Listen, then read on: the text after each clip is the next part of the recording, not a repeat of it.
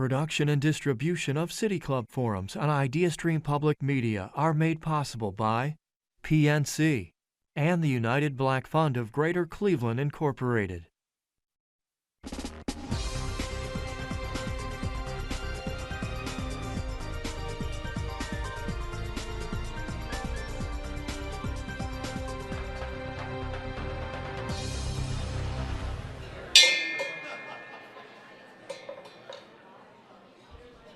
Good afternoon, and welcome to the new, wonderful City Club of Cleveland, which for more than 100 years has been dedicated to conversations of consequence. It's aged well, kind of like their CEO, our friend Dan Malthrop. Happy birthday, Dan. My name is Baiju Shaw, and I'm the CEO of the Greater Cleveland Partnership. And on this beautiful Chamber of Commerce day here in Cleveland, I have the distinct honor of introducing our guest, Jim Free. Jim is a Clevelander who has one of the coolest jobs in the world, and maybe in the entire universe. Now, his official title is Associate Administrator for Exploration Systems Development Mission Director at NASA. Rolls right off the tongue. So let me translate that for you. Jim leads NASA's Artemis mission. The mission that's leading us to the moon, to Mars, and beyond. That's a very cool job. NASA is synonymous with inspiration and innovation. And with Artemis, NASA will pioneer technologies to explore and build a base on the moon, and then NASA will take the next giant leap, sending astronauts to Mars. And they will do it with the most diverse astronaut crew in their history. Inspired, innovative, and inclusive. Some of us would call that all in. Now, at the helm of these efforts is Jim, as I said again, a Clevelander. And the mission includes NASA Glenn, a center once led by Jim, and their 3,300 team members and many more partners, all of our neighbors right here in Cleveland. So when you hear that the path to the moon and Mars goes through Cleveland, you now know what that means. And that inspires us at GCP to be such strong advocates for growing NASA and NASA Glenn. The moderator for today's forum is Dr. Kirsten Allenbogen, CEO of the Great Lakes Science Center. Kirsten is also a great Clevelander. Her work and her team inspire the next generation of scientists and astronauts, individuals who may be researching on the moon or traveling to Mars and beyond. For those that are listening in today, if you have a question for our guests, please text or X it in, meaning tweet it into the City Club. The text number is 330-541-5794. Members and friends, please join me in welcoming NASA's Jim Free. Thanks, Baiju. Appreciate it.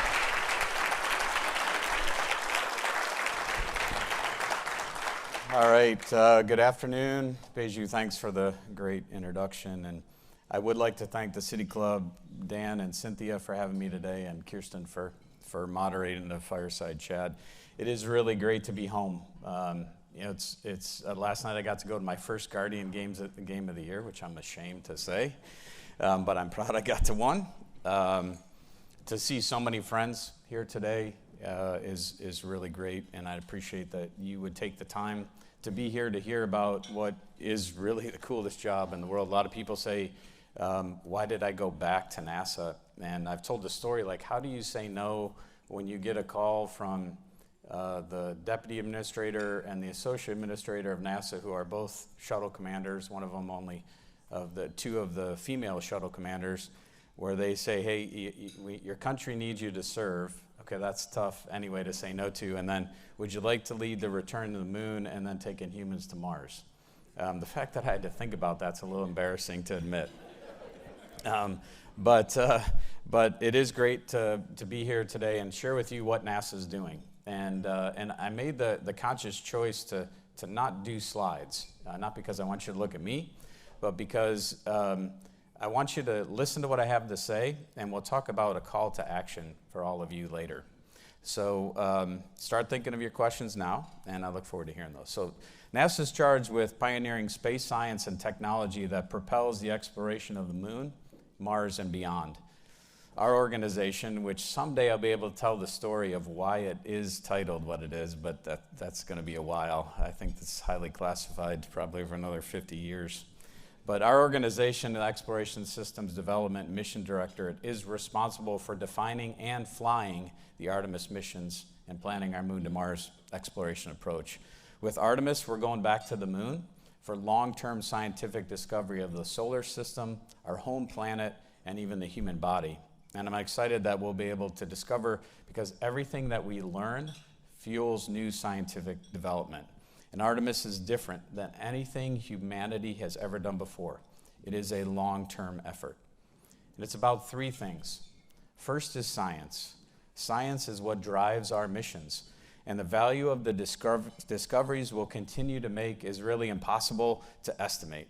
Artemis will change how we understand the solar system and our place in it. The second thing is national posture. We continue to make space for everyone as we welcome new partners, international partners in America and around the world from our industry, and ultimately U.S. leadership is critical. And the third thing is inspiration. It's so great to see students here today, because I believe that we're building the next generation STEM workforce, the Artemis generation. We hope that the Artemis missions inspire young people around the world to connect space exploration and the STEM careers that go with it. But Artemis is really a story of people. I think any great effort is really about the people that it takes on, and all those who make this journey possible through diverse thinking and ideas. And every state in America and 10 European countries have contributed to that first mission of Artemis 1. In fact, more than 60 Ohio-based suppliers contribute to the development of the Orion spacecraft, our human vehicle, the Space Launch System rocket, and the ground systems in Florida. Ohio, as you all know, is the aerospace state, and our history is unrivaled by any other state when it comes to achievements in air and space. It's the home of 25 astronauts, the birthplace of the Wright brothers, the birthplace of John Glenn and Neil Armstrong. And just as Ohio was instrumental in our nation's aerospace first flight, first American to orbit the Earth, and the first steps on the moon, Ohio is once again shaping the future of aviation and space exploration. Recently, the NASA Glenn and the University of Illinois Chicago published an economic impact report, and let's talk about some of that. NASA contributed $2.4 billion to this state's economy, $300 million of which came directly from NASA funding for our Moon to Mars exploration efforts. Not because I'm from Ohio, but that's just how it worked out. The agency's activities in Ohio supported nearly 11,000 jobs, increasing labor income by more than $835 million and generating $82 million in local and state taxes.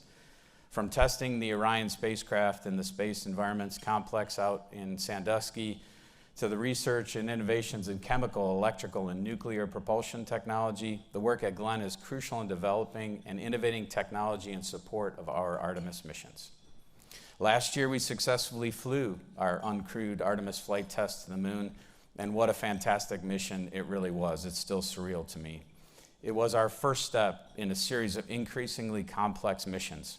Artemis 1 mission built on 4 generations of NASA human spaceflight experience. It demonstrated our leadership in human spaceflight and validated the safety and performance of the Orion spacecraft. We performed 124 flight tests in orbit. It performed so well that we were able to add another 21 to buy down the risk for our first human mission. It was critical to ensure we're ready to carry astronauts on Artemis 2. And that's where our focus is today, is on Artemis 2. That crew, I encourage you to read about these people: Christina Cook, Jeremy Hansen, Victor Glover, and our incredible commander, Reed Wiseman. I am so proud of this crew, and we're happy to have an international astronaut on our first crew, representing the global nature of what Artemis is for the long haul. Their mission is going to be a 10-day flight around the moon, where we'll test our life support systems, the handling qualities of the vehicle, and really stress the human interface.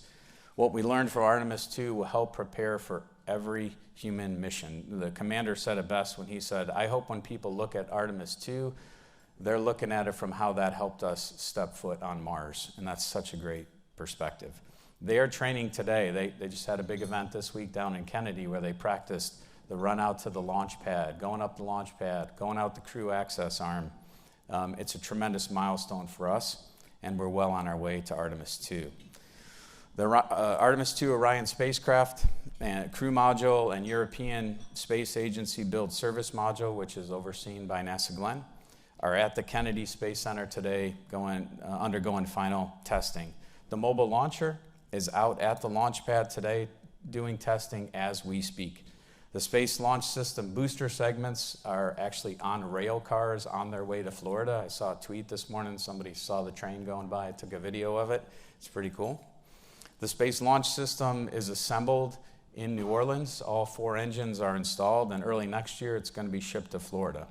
And we're targeting late 2024 for this first but essential step back to the moon. Our next mission, Artemis III, will mark humanity's first return to the lunar surface in over 50 years, and will once again make history, not just because of that return, but because we will land the first woman on the moon.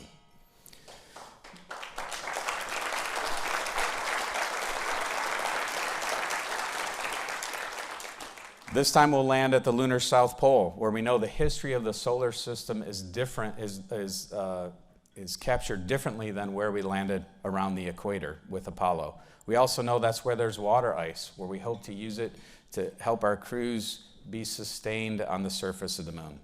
Once launched, the Orion capsule and our human lander will dock in lunar orbit. 2 crew members will remain in lunar orbit, and 2 will descend to the surface for their 6.5-day mission on the moon.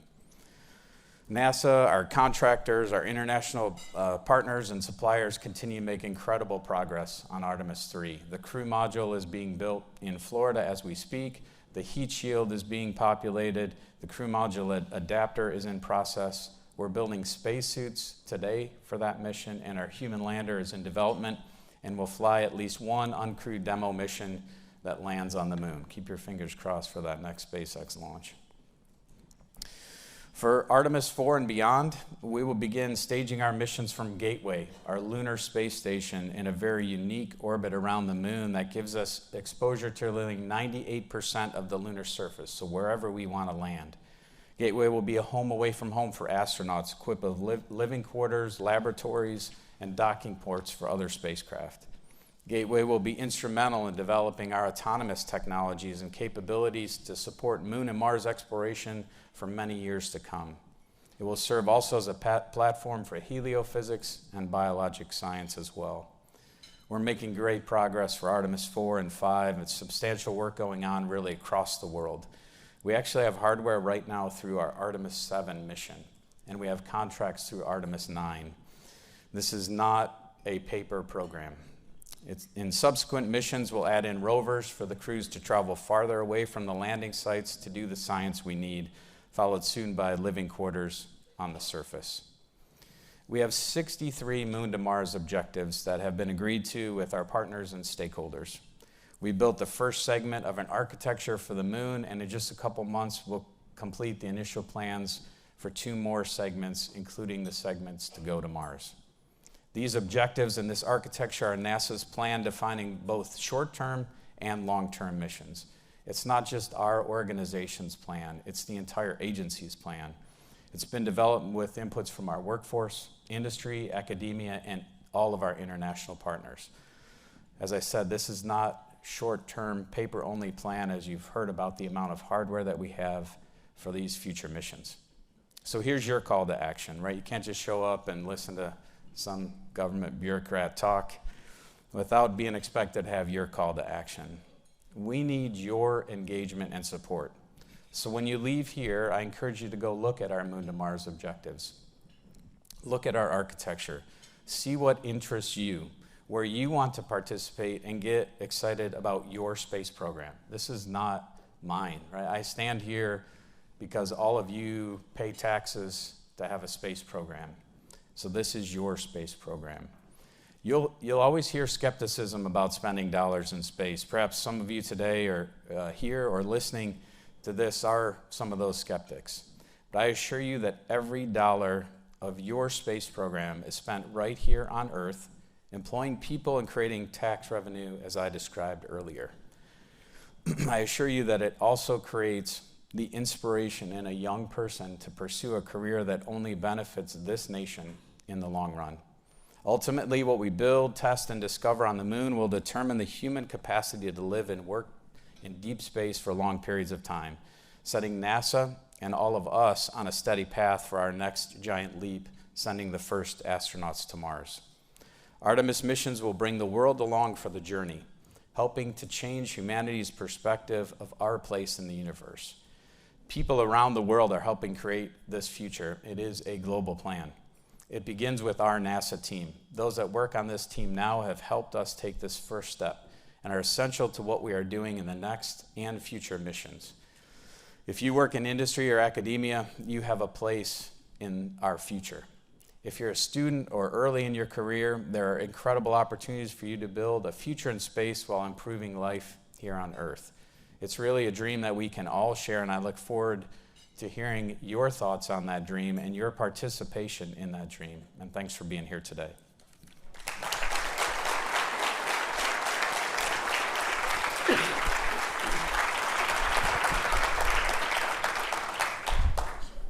Well, that was great. I'm inspired, and I know a lot about what you do. But before I have a lot of questions, but before we jump into some of the questions on the very compelling mission you talked about, your bio at the beginning was pretty short, and you have had a terrific career. Give us some insight. What was the spark? What was the start of your interest in space, your interest in NASA? How'd that happen? Yeah, I think it probably started with airplanes. We lived on the flight path into Hopkins when I was growing up. And so I would watch the planes land all the time. Even just the other day I was flying somewhere, which I don't remember, but I heard the gear go down, and I started timing in my head, because I used to think about when I could see the gear go down and how far they were from the airport, so that somewhere is still that kid in me. And then you start reading about aircraft and explorers, and you start learning about space. So I've loved aircraft probably first, and then space as a young person, probably 5 or 6, and then you start reading about Apollo, which had just ended at that point, and then seeing the shuttle come online. I think that's where it really all started for me. It's a good reminder that NASA is aviation and aerospace, Yes, like is. both. Well, so then you focused on engineering. You went into NASA pretty early, but give us a sense of some of that trajectory. I mean, you could have gone in a lot of different directions. Yeah, I put a lot of faith in the people who mentored me, probably formally and informally, and I just trusted people. Hey, we need your help over here. Can you go do that? Or, I would see, boy, this. I told a story once about I was in a meeting at NASA Glenn where all the senior executives were at the table, and now I'm one of those senior executives, and I was like a person in the back row, and everybody's like, yeah, this is a great meeting, it's a great meeting. I was like, we didn't do anything in this meeting. And I'm like, hey, to the deputy center director at the time, his name was Rich Christensen. Hey, Rich, what did we really do in this meeting? He's kind of like, okay, well, you're so smart, go figure it out. So it's kind of like stepping in where I saw something need to be done, or people trusted me to try and go do new things, and I just kind of followed that path. So I talked about the Pam Melroy and Bob Cabana calling me. They're two folks who I've known for years. I respect tremendously, and they asked me to come do something, and I said sure. I love how trust is part of the career path. Well, all right, so let's dive into the mission. And I tend to think I know a fair amount about the Artemis mission. So I did not expect you to describe it as a story of people. Say more about that. I think I'll talk about it in the Apollo context first, right? It's 400,000 people working on Apollo, trying to achieve a goal for the nation that was set by the president. And I include people because I see how hard people work every day. People, and I know there's folks here that can identify that you give your career, you give your life to your career. And there's something very passionate about space. And you have to have passion to drive through some of the challenges that we face. I think NASA there's a reason we need more marketing people at NASA, because we don't tell our story well enough. Stuff we do is really, really hard. It's hard to keep people safe in space. And we do it every day on space station, and we've been doing it for 23 years this year, right? This is 23rd year of continuous human presence in space. That is really hard to do. There's a lot of challenges out there. And it comes down to people who want to work hard and just have such incredibly unique knowledge to do that. And for me, that's what I see when I go around and have the chance to talk with people. I always say, and I said this when I was center director too, there's not a thing I'm going to do in a day that's going to help somebody solve the technical problem. I try, right? Hey, I have this great idea, and they're like, yeah, it's really cool, Mr. Headquarters guy. But if I can take barriers away from people so they can get the work done, that's what I need to do. I need to fight the battles on the budget. I need to tell our story on Capitol Hill. That's my job now. I need to help make a decision that maybe takes a lot of risk, because then I'm taking the burden off these people that are in the clean room every day, or ultimately looking at those 4 human beings who I read their names to you, and looking at them and saying, hey, we've done everything we can to bring you home alive. Right? There's a moment when you work on a human spaceflight mission where you sign a certificate of flight readiness. Right. And there's a whole bunch of those that move up as you go from like the engineer to the program manager to systems engineer, program manager up, and I chair the flight readiness review, and you sign that, and it's like I'm committing that I've done everything I can for those people's lives. And that's ultimately what our job is to bring them home safe. It's a very different set of tasks in front of you at NASA. It's pretty cool, yeah. All right, well, so take us back then. I mean, you've been at NASA for some time. Talk about the changes you're seeing at the agency. And I know part of the story is the people, but the diversity's changed. It's a different team approach. Say more about that. It is, yeah. I mean, our core values one of them is being inclusive. And you heard Beju talk about the diverse astronaut corps, and the diverse side of our workforce is just about that, is bringing new ideas, new backgrounds, and making us look like the society. I talked about it's your space program, right? Making it look like it's our space program. So that's the first important part of it. And then the other part is, how we've changed, of how the commercial industry has changed because of what I believe NASA's enabled. And this is another one where I'll say, I don't think we talk enough about what we've done. SpaceX has been incredibly successful at their launches, both of crew and cargo for us, and of their satellite launches, Starlink on top of that. NASA was the first investor in SpaceX in terms of, hey, we're going to give you a challenge of bringing cargo to the space station, which drove the development of their Falcon launch vehicle, Falcon 1, then Falcon 9. And then we're going to trust you with crew, drove their development of the Dragon capsule being human rated. Now now they've opened that up. They've brought launches back to the US that were drifting away to other countries. So I think NASA has enabled a commercial space industry. They're flying private astronaut missions. That's because of what I believe NASA has enabled. And now we've taken that next step and given SpaceX a contract for our lunar lander. We've given Blue Origin a contract for their lunar lander for our later missions. So we're hopefully enabling, and they've put in dollars.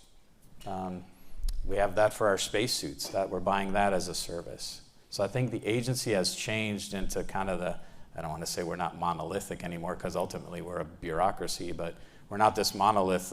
We're the only game in town. And then when you look at Artemis, we've also brought in the international community.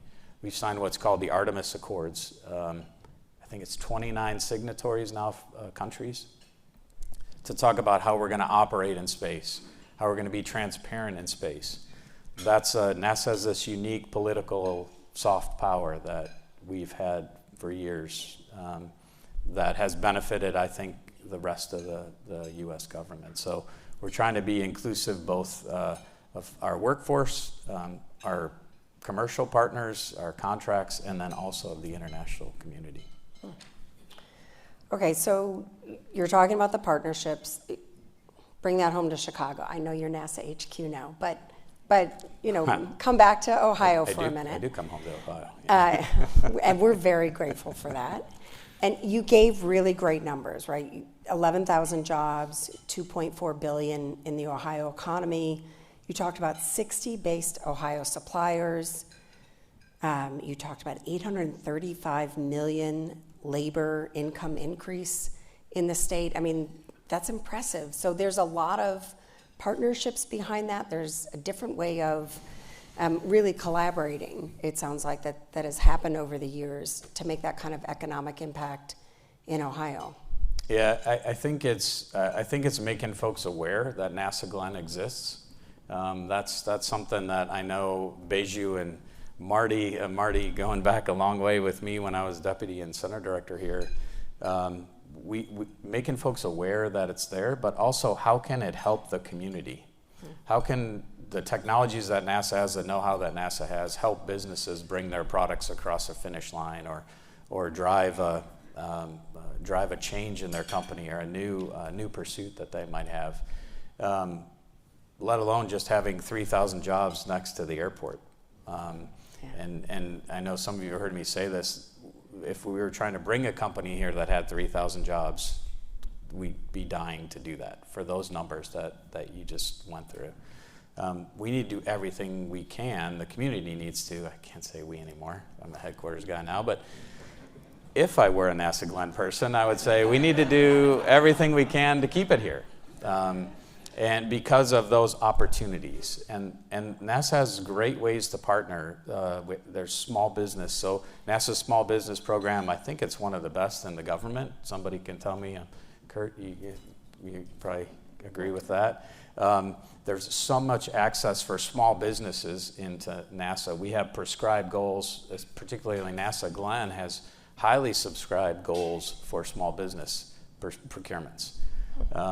Every NASA center has a small business advocate, small business resources to go to help out, to create a partnership, to transition technology, to bid on contracts. There's a partnerships office at NASA Glenn where folks can have a Space Act agreement with NASA, which is a way to exchange data that NASA protects yours and you get access to NASA data. So I think as those have grown, those kind of partnerships have grown too, and I'm only hitting on the Ohio part of it.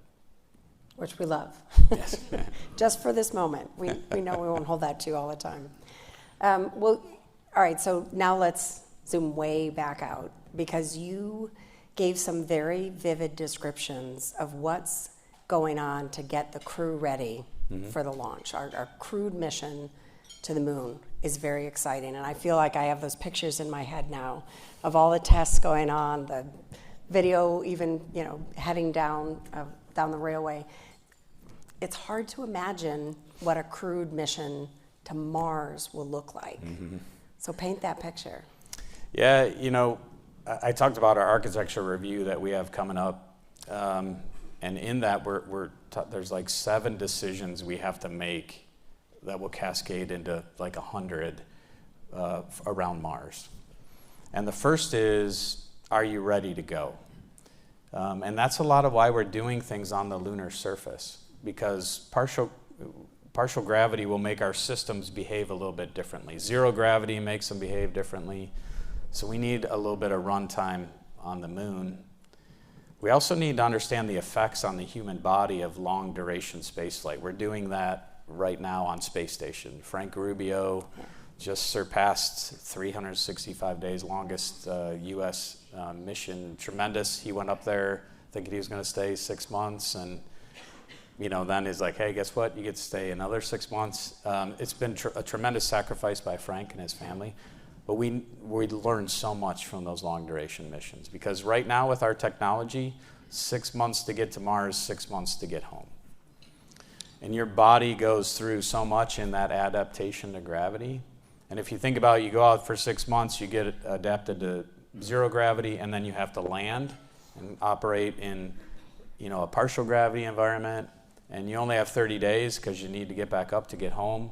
So you want to maximize those 30 days, but that adjustment to gravity is tough. So we need to design our systems to allow the crew to adapt and still get work done. And then we need to put them on a vehicle to come back another 6 months and enter them safely back into Earth. So it's challenges with radiation, galactic cosmic radiation outside of Van Allen belts, very strong effect on the human body.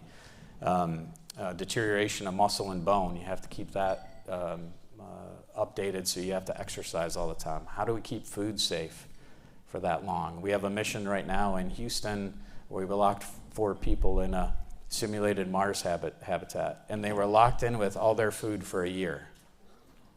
They can grow stuff, they'll have that opportunity, but we gave them food for a year. So how do we keep that food fresh? How do we have enough water for them?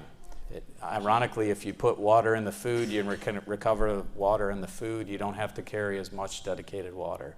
How do we deal with the carbon dioxide that's built up? How do we generate oxygen? We're trying to get to like 99% oxygen recovery so that we don't have to take all these supplies basically for 13 months of keeping them safe.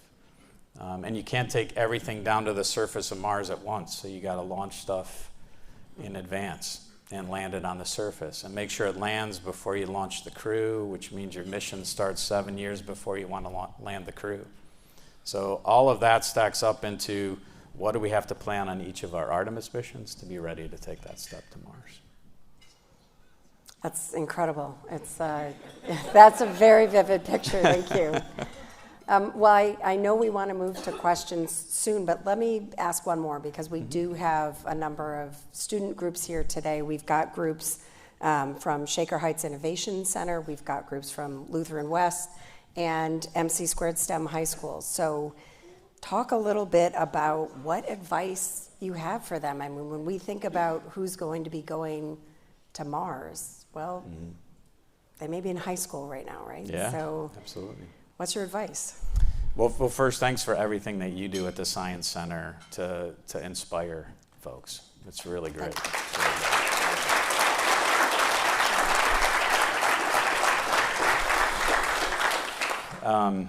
Advice. I think I was not the best student.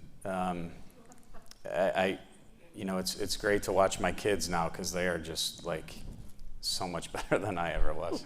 But I was not the best student, and it took me a little bit of time to figure out like what was I good at, and I learned that I was really good at asking questions, and I still do that a lot today. You ask questions for understanding. Number one, usually the question that you ask is what everybody else wants to ask but doesn't have the courage to. I'm not saying I am this ultimate courage person, but I just, if I'm going to be involved where my first job was very much about keeping people safe because we dealt with some hazardous chemicals, I want to make sure I understand it. But as you ask more questions, you can really develop how you think and break down problems. And I still try and rely on that today. All those statistics I just gave you about going to Mars are just me trying to understand it. That's how I picked it up, and I get to work with really smart people designing and working on these missions. So I think first is asking questions. I talked about a mentor earlier, and there's formal mentoring, or there's people that just kind of give you advice. You can kind of look at a mentor that way, and I've had very good people who've given me advice, and listen to people who tell you stuff you don't want to hear, because that usually means they're trying to challenge you and make you grow. And then when I found a couple mentors, I always found that people see stuff in you that you can't possibly see. I've said that line before because I think I live by that. And if somebody asks you to do something, they believe you can do it, whether you really believe you can or not. And that, when I got that call to do this job, and really I'd say almost every job, I don't think I could ever do the jobs that I do. There's a lot of imposter syndrome, like what am I doing sitting up here talking about it? But I think when people believe in you, they see potential you can't possibly see in yourself. That's probably the advice I'd have. Well said. Thank you. Ladies and gentlemen, Jim Free.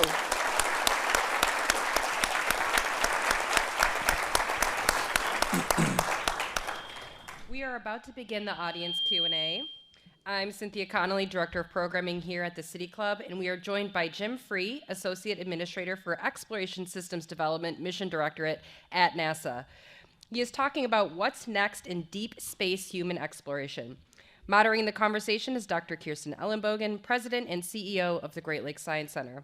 We welcome questions from everyone, City Club members, guests, students, and those joining via our live stream at cityclub.org or our live radio broadcast at 89.7 WKSU IdeaStream Public Media. If you'd like to text a question for our speaker, you can text it to 330-541-5794. That's 330-541-5794, and City Club staff will try to work it into the program. May we have our first question, please? Yes. All right, so we are going to start with a text question. It says, with another government shutdown looming on the horizon, how is Artemis preparing to minimize disruptions to testing and meeting milestones, as well as maintain employee morale and retention as these shutdowns occur? I feel like somebody that works with me sent that question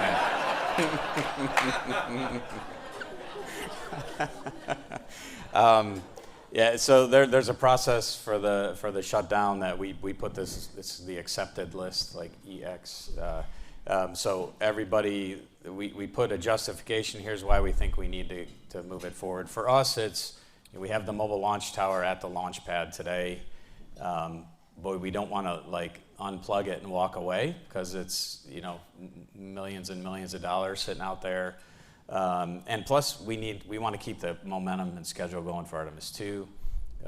We try and keep all the hardware going, Orion, SLS. So we put a list together and then try and get that approved up the chain. Employee morale,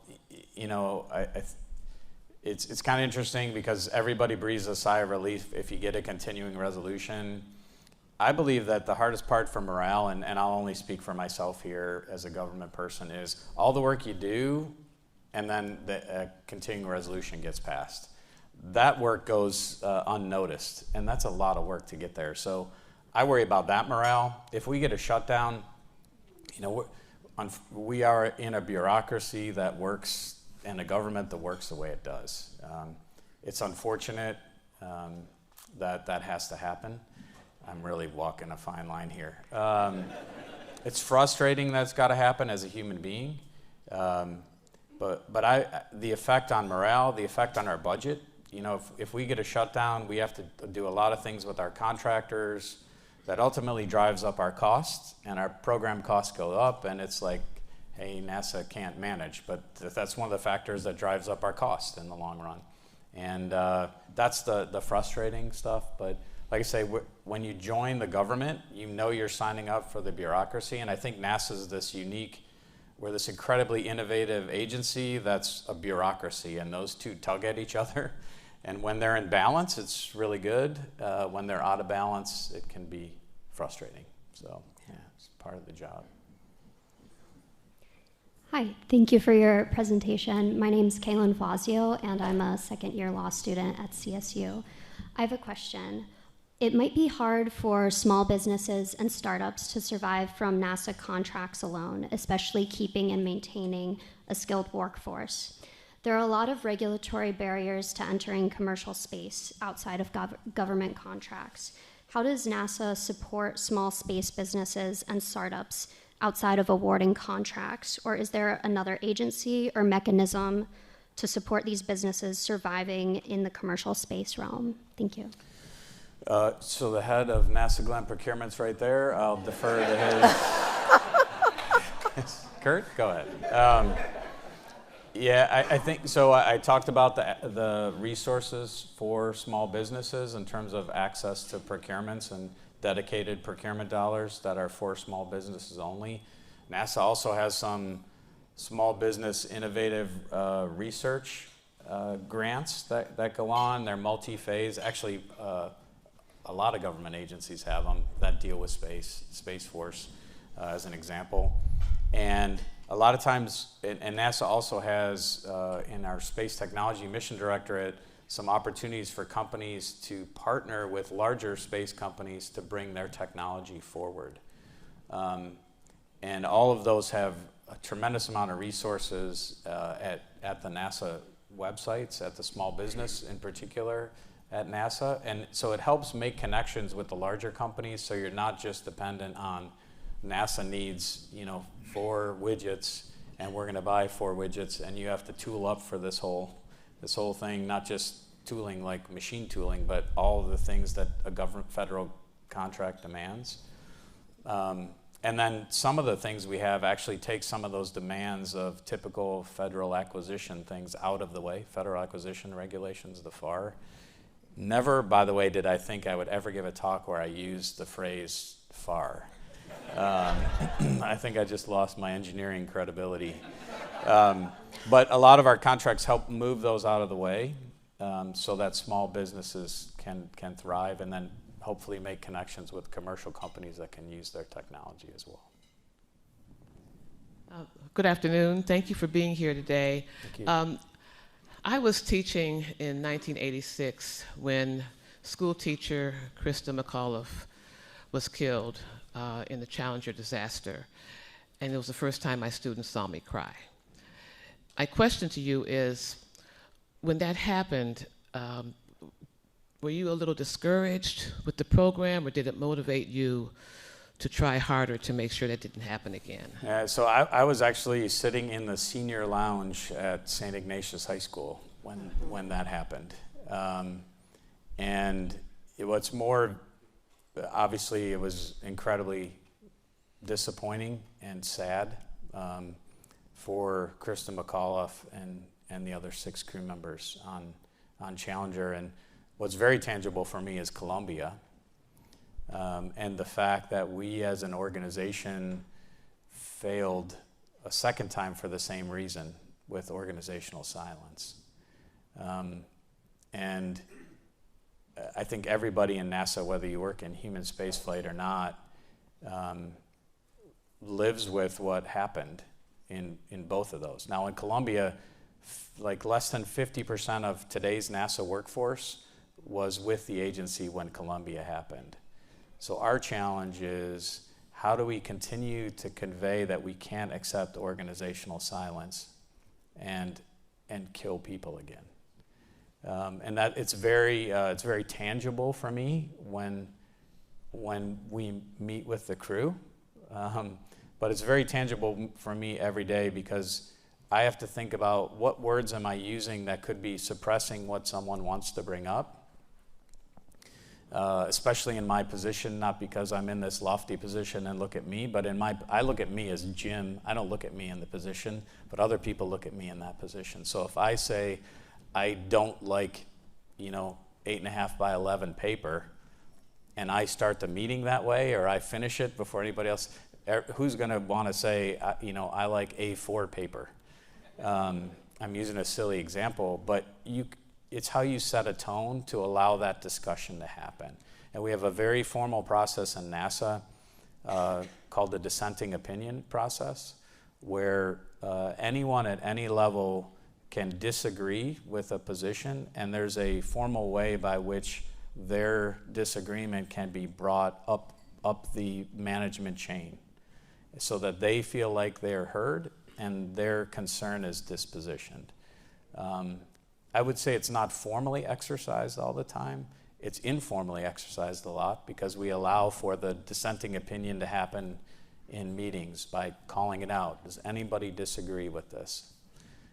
We also all take training every year, training about Columbia, to go through where the mistakes were made. It doesn't, what we do is very risky. But we try and take every bit of risk out, and it's not just in the hardware, it's in our process, and it's in hearing when people disagree. So there's no guarantee that won't ever happen again, because it is really hard, but I hope it never does. Thanks for your coming here and your great presentation. I'm Ignatius 67, by the way.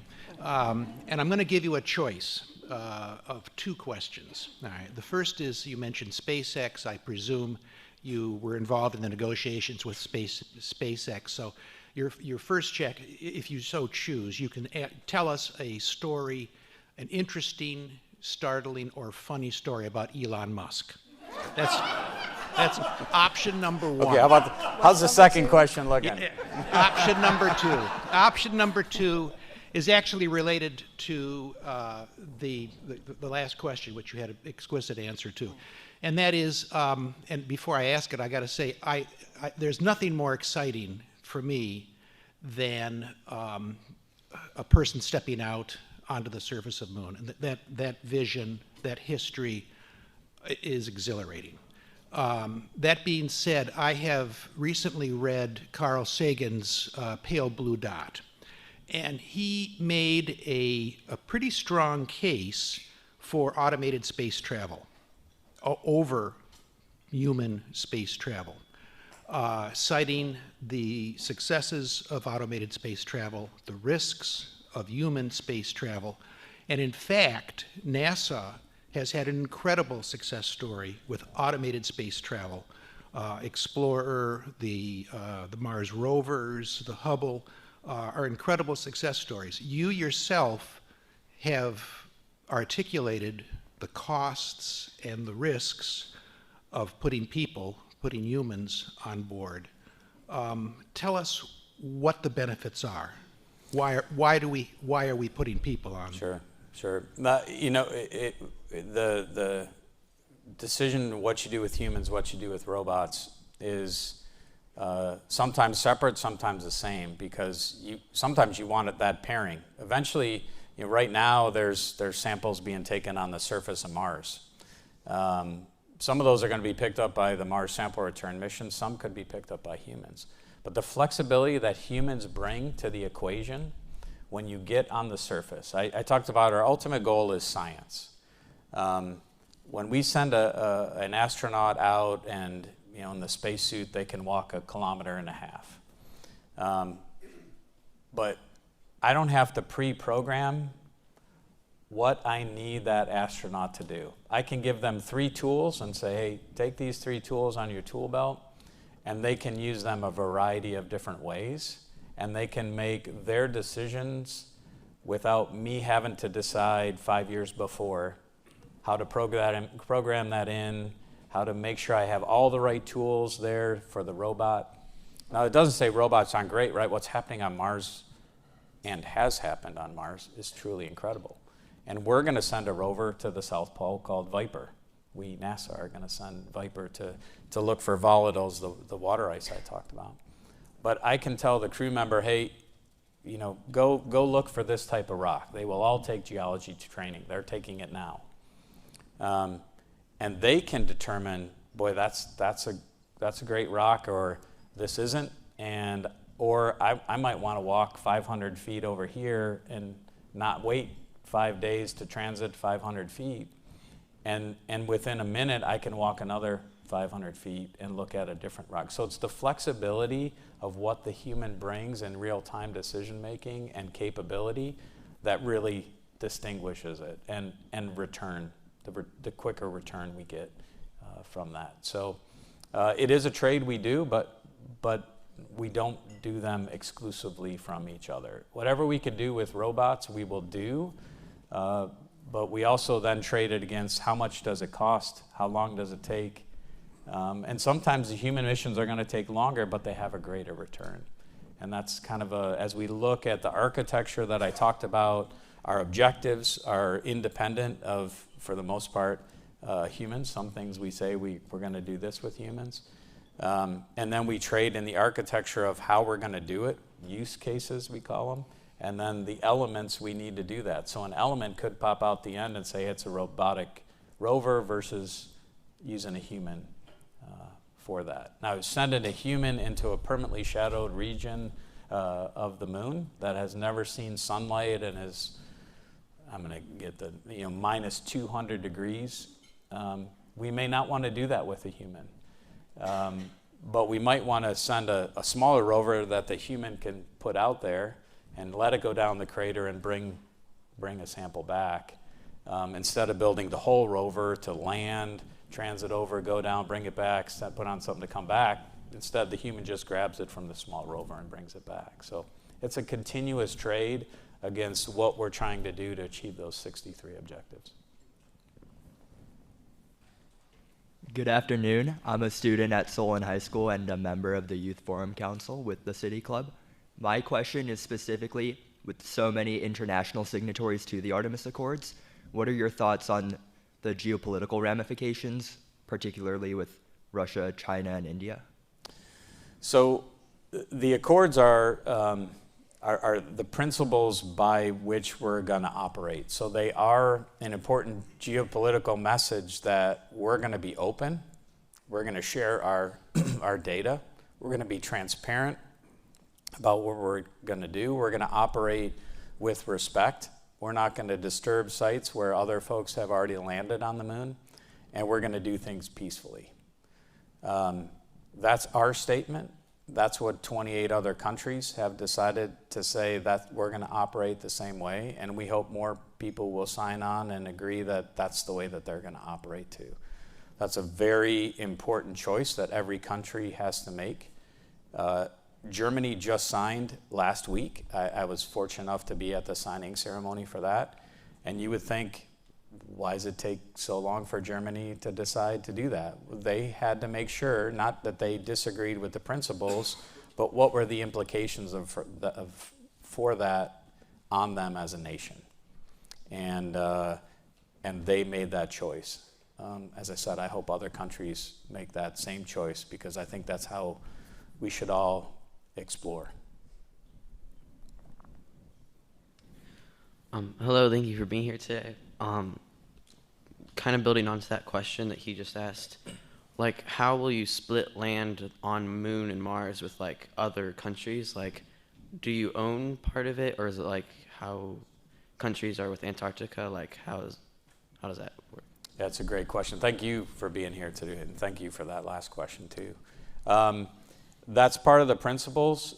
You can't, the Outer Space Treaty, I think it's the Outer Space Treaty. Again, I've said the FAR and the Outer Space Treaty in the same talk. The Outer Space Treaty says you can't own land on the moon. And there's a lot of people that draw the similarity to Antarctica, right? You don't own parts of it. You explore for scientific reasons. I think the thing that we will have to deal with is when you use the resources, if there's water ice there, which we believe it is, we believe there is, how do we take that and use that for our purposes without impacting others? So I talked about not landing by other people. We don't want folks to land where our Apollo missions landed, because we believe they're important sites for human history. We don't want them disturbed. We don't want to land on top of country-wise rover. But we want to access that, but we're doing it for scientific purposes. So that's the thing that the Accords try and say, is we're not just going to abuse the land, we're not going to leave the moon like we did the Earth, but we don't expect to own property, but we would like to, the Accords say, we'll respect the sites where we've landed and others have landed as well. All right, and our last text question, are there any specific goals in the upcoming Artemis missions that has you particularly excited? Yeah, I mean, boy, I don't know that I'm scared to death of some of these missions, because our Artemis 4 mission right now, I always talk about our schedule, it has 11 lines on it. And everybody's like, oh, 11 lines, that's not bad. Those are 11 different elements that have to come together for that mission to be successful. I can't not think about Artemis 2 with the crew launching for the first time and like going out and getting in that vehicle and then watching them as they go by the moon, and just hearing in their voices what they're seeing.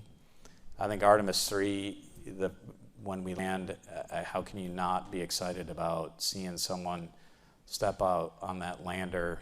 But I think much like Artemis 1, I've said it before, it felt like I didn't breathe for 26 days on Artemis 1, and we landed in the ocean, and like I kind of leaned over and put my hands on my knees and just took this big, deep breath. And I think that's what I'm most excited about, is seeing the crew come home safe from every one of those missions. And they'll accomplish great things, I know, along the way, but ultimately that's probably what I'm most excited about. Absolutely. All right, friends, Jim Free with Kirsten Ellenbogen.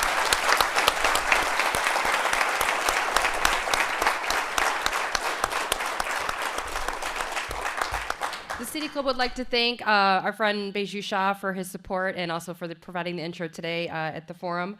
Also would like to welcome guests at the tables hosted by Lutheran West High School, MC Squared STEM High School, Shaker Heights High School Innovative Center, Great Lakes Science Center, Greater Cleveland Partnership, and the NASA Glenn Research Center. Thank you all for being here today.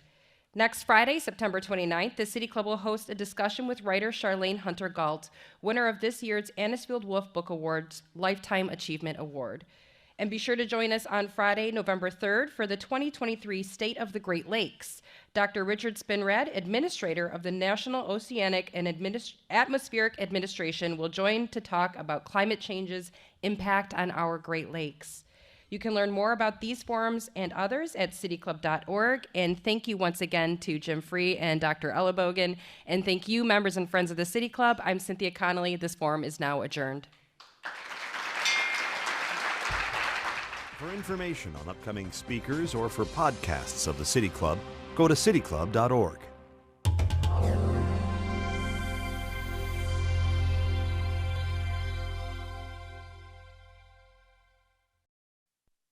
Production and distribution of City Club forums on IdeaStream Public Media are made possible by PNC and the United Black Fund of Greater Cleveland, Incorporated.